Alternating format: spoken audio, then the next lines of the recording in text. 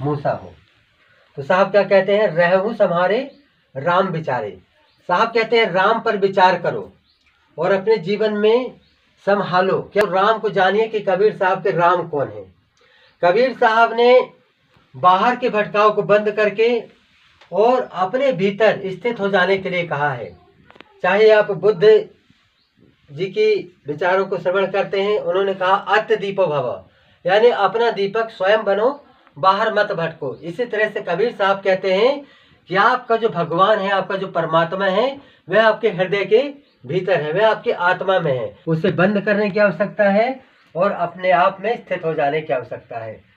जैसे हम सभी मंदिर में जाते हैं, यदि किसी से कहा जाए कि मंदिर में बैठ करके शराब पियो, तो कोई मंदिर में बैठ के शराब पी सकता है क्या? नहीं पी सकता।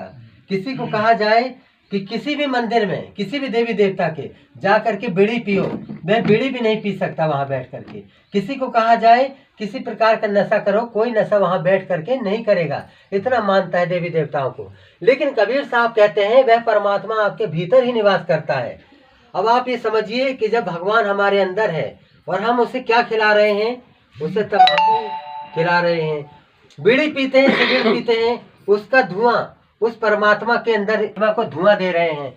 हम शराब पीते हैं, वह परमात्मा शराब उसके पास जा रही है जो हमारे घट के अंदर विराजमान है। हर के भगवान से तो हम डर रहे हैं, उसे ना तो हम शराब का भी डर है कि वह शराब नहीं पीना, बीड़ी नहीं, कुछ भी चीज के लिए जो है हमको वहां पर डर लग रहा है भगवान का।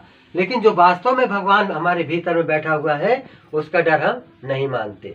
क्यों? क्योंकि हमें यह बताया गया कि भगवान मंदिर में है, इसलिए हम मंदिर का लिहाज करते हैं। लेकिन हमें यह नहीं बताया गया कि भगवान हमारे भीतर ही विराजमान है, इसलिए हम भीतर के भगवान से नहीं डरते। तो कबीर साहब भीतर के भगवान से बचने के लिए कहते हैं, उससे डरने के लिए कहते हैं। और जो पद मैंने शुरू किया था, रहूं सम्हारे, तो इसमें साहब कहते हैं कि संभालो।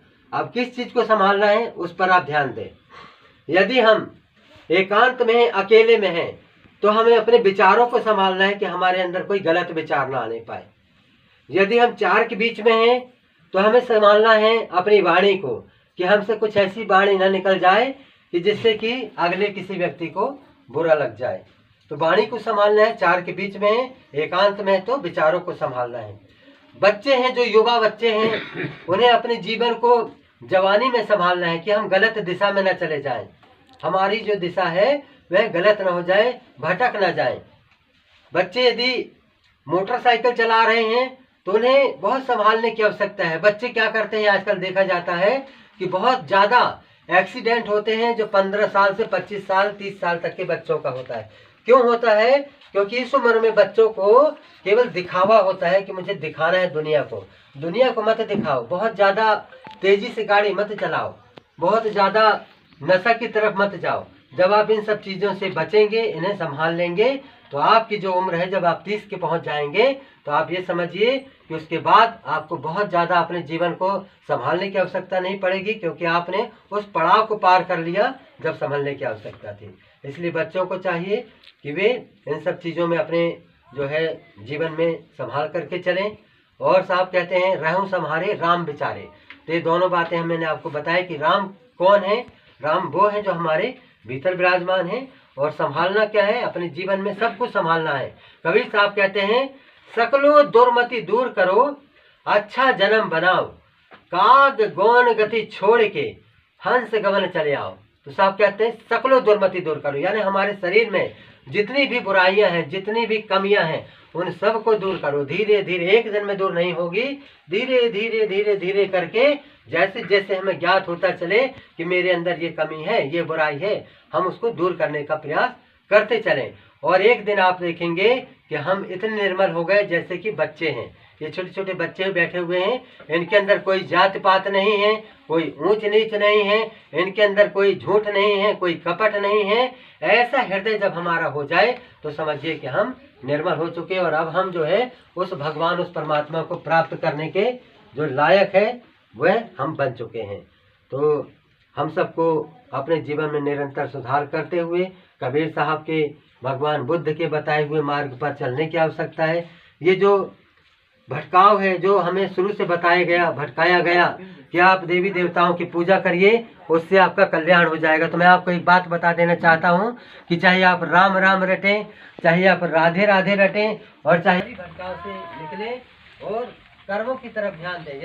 यह भाव अपने अंदर लाएं कि जैसे हम माताएं बहनें अक्सर करके उपवास रहते हैं।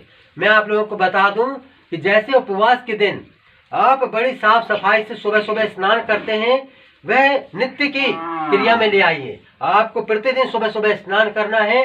सुबह स्नान करने के बाद आप जिस भाव से उपवास रखते हैं, व्रत रहते हैं, तो सुबह आप पूड़ी हलवा कुछ न कुछ बनाती हैं और भगवान को जाकर के भोग लगाते हैं।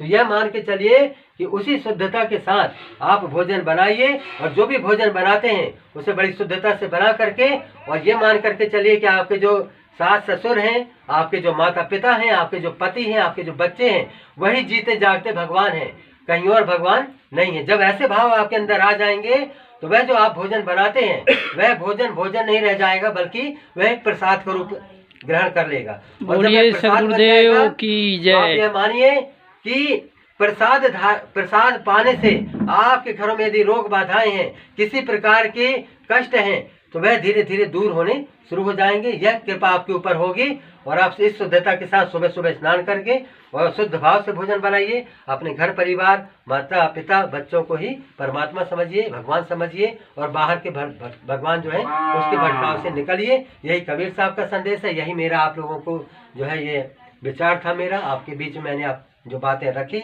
आपने सुने, और इसी के साथ मैं अपनी वाणी को विराम देता हूँ। बोलिए सद्गुरु कबीर साहब की जय।